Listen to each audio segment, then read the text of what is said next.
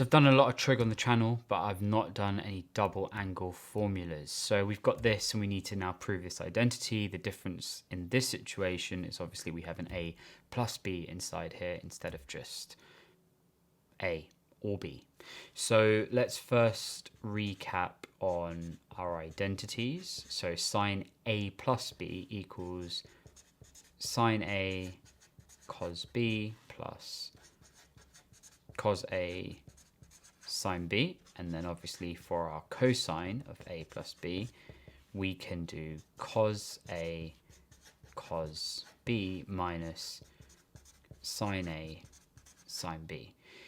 But isn't this pretty useless? We've got some tans here.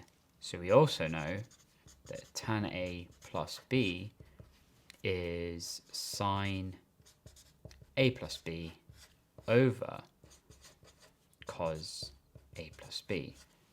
But what a coincidence. I've just written those out here. So we're going to get sine A cos B plus cos A sine B over cos A cos B minus sine A sine B. So if we now divide the numerator and the denominator by cos A cos B, obviously this would then just become sine A over cos A because the cos B's would cancel out. In this situation, the cos A's would go away and then it would be sine B over cos B.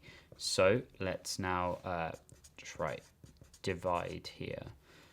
You're now going to get sine A over cos A plus sine B over cos B, and that's all going to be divided by 1 over sine A cos A multiplied, well, like this, or by sine B over cos B. We know sine X cos X would equal tan X. So these can all now cancel out. So now sine A over cos A would be tan A, sine over cos would be tan B, 1 minus sine sine A over cos A, which is tan A, and then sine B over cos B, which is tan B, and that looks exactly like this.